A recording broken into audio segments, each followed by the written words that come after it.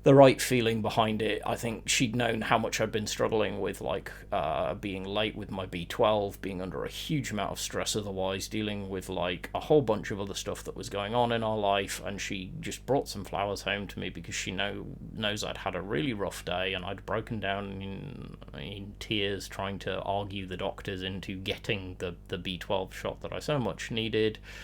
And that makes them my favourite flowers, and that means the next time that someone does that for me, they'll be my favourite flower. Hope that makes sense. Does to me, yes. Hayes asks, back to cards again, what is your favourite HQ/board, and which table prop do you enjoy the most? Right, HQ and boards, I can't talk much on because I really haven't purchased many of them. I bought the London one, but then I played on it a bit, and I actually find it a bit too flashy and movie for my tastes. I kind of like just nice, simple boards, but I am very partial and hopeful that at some point I'm going to get access to be able to purchase at a reasonable price the new Blood and Iron ones, because I think the new Blood and Iron tank panel boards look really cool. And I occasionally like the jungle board. I don't know how much I'd want to play on it a lot, but I do like it. I can't remember what the actual title of it, but I like that HQ and the board that goes with it. Board prop-wise, the tin coffee cup, which will shock literally no one. It is the default board prop for me endlessly, because I am kind of defined by coffee as a big part of my life, even though I didn't call it my favourite drink. It is a drink that defines me, and I love that table prop. Excellent. Taser asks, what could be a healthy way to stay motivated on the ladder climb? There's a whole video in there, but we will try not to do that now because, sanity. The best advice I can give is goals. It's the same advice I always give, which is have a goal. Even if that goal is I just want to play 10 games a day and have fun. Or I want to play for a couple of hours on a Saturday and I want to enjoy myself. And if that is your goal and you're not looking to, for example, heavily climb ladder, that lets you do it. If you are trying to climb ladder, breaks, the single biggest thing you can do when you're on a proper ladder climb is manage your time and your hydration, your food, and your sleep pattern. And I know that sounds ridiculous. I really do. There are going to be many more people watching this and thinking, what on earth is he talking about? What I'm talking about is when you are actually laddering seriously. You are very concerned with being in the top 100 and then trying to make, say, T34 or top 50 or whatever your goal is. You are going to have to put in hard hours, long hours, tough sessions, because you can't not, and that means that you need to be looking after yourself, because if you don't look after yourself, the fact that your body's not settled right makes you more prone to your kind of frustration showing or making mental mistakes, which then make you frustrated, which make you make more mistakes, and then taking breaks. So I think being organised and planning, and I'm not going to go on and on because there's a whole video in this, which I probably will do at some point, if there continues to be a heavily competitive scene in the game, because I think it is something to be aware of. But yeah, make sure you actually really do think about how to manage your time in a way that avoids just putting endless pressure on yourself. So I think if you've got this far in this video, you probably know the answer to this question. But Sir Tomatoes asks, do you enjoy any non-card games? Yep. No, not at all. I mean, the stuff behind me in the video that you can see is not related to it at all. No, I absolutely love games of all varieties. Everything from board games and tabletop RPGs through to different video games. I currently have an unhealthy addiction to managing beaver settlements in a game called Timberborn. I love all forms of gaming because I think they allow me to do and define different aspects of my personality, but also I get to do creative stuff in them. But yeah, I don't think, I suppose in order of preference, tabletop RPGs is always going to be up on the top end of it because it allows me, not only have I done some design work and writing work in it, I also it is an environment that I love. But then CCGs, card games, like it's just gaming is a big part of my life and a huge part of what I enjoy, and I suppose many people would say a defining part of who I am. So yeah, a few. So Dragon Ninja 316 asks, would you like to have a relaxing evening of cards with him sometime? I've actually messaged him about this, and yes, absolutely. I'm always like down to chill with people and enjoy stuff if I have free time. Schedule managing can be a complete nightmare, especially with different time zones. But yeah, I did actually drop him a message about that when I saw that question on Discord, and we're gonna see if we can sort schedule. But yeah, absolutely. I think that's a pretty fun and chill thing to do. Back to Harley and their deep cuts again. He asks, how long have you and M been together? You appear to have a wonderful rapport. So I actually had to think about this for a minute. The answer is, I believe, 16 years thus far, and we've been married for the majority of that. We met way back when at a random university musical society event at which one of my best friends and her best friend, who happened to be partners and are now married with children, were there and happened to convince the two of us to go at the same time, and we just really hit it off. And after that, it's just been a thing we do. I mean, we are not perfect. No couple is perfect. We all go through all sorts of crap in our life, and it's never easy. Life gets complicated, but Em is one of the most considerate and decent humans I've ever met in my life, as well as being immensely good at slapping you upside of the head when you're being a complete arse, which does happen on a regular basis with me, particularly in the way that I look after myself or approach my own stuff. But yeah, I mean, it's 16 years, and I think 16 years this New Year's, because I first asked her out on New Year's Eve. Which would have been New Year's Eve, crossing over from 2007 to 2008, I think. I'm just going to give M's response to that question, which was, too long, but I've not murdered him yet. Classic M. All right, and the final question is from Zia, which is, what's the main rule you follow for life? Wow. So, be accepting. Like, if I was going to distill it down to one simple, clean sentence, all of the philosophy that I've studied in my life, and that's a lot, and all of the religious readings and other stuff that I've been involved in, all of my life experiences have taught me the one thing, which is that all of the positive stuff in life tends to come from acceptance. Being able to accept a situation, or a kind of a person, or a circumstance makes you much less likely to be exhausted by it or broken down by it, and it's not easy. And I think it's defined kind of me as a person growing, is learning to be more and more accepting, which then allows you to lead to action. And there's a whole philosophy that goes on behind that. I'd also advise anybody who gets the chance to read something called the Desiderata. It's a kind of a poem, but also kind of a philosophy, and it includes some very good pieces of advice, including avoid people who are loud and vexatious to the spirit. Sometimes you just have to accept that you can't do anything. Sometimes acceptance is accepting that it's a situation you can't change and you're best out of it, rather than trying to work yourself endlessly of it. But yeah, I think acceptance is the philosophy that I would espouse most, because I think it fixes pretty much every problem that we face as human beings by going, if I can accept other people and other points of view, as long as they're not harming or damaging people, then I'm going to have a much more peaceful time in life. But I won't go too much further by also going, no, I have to give credit to one of my old instructors in making me understand Sic Pacis Parabellum.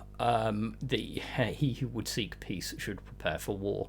A big part of my philosophy on life is being prepared for the fact that there are always going to be various kinds of conflict, not necessarily physical and direct conflict in life. And preparation makes you better able to deal with them, whether that is mental or physical preparation. So, yeah, those are the two pieces of advice that I say would define my life philosophy, if I have one. Well, that was all of the questions for you, the man, the myth, the legend that is Bear. Thanks very much for answering them.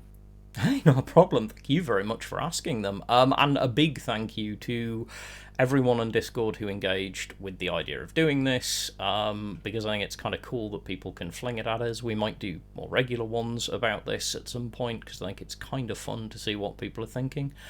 But yeah, massive thanks as ever to Neil for being supportive, moderating, getting me into this thing in the first place. Because I don't know how many people will realise this, but it was in fact Neil who was responsible, I don't think with the intent of it going in this direction, for going, here, try this game. So yeah, huge thanks. I will give Neil a moment now in case there's anything that he'd like to point out, promote, or generally say before going anywhere, because, you know, I talk a lot.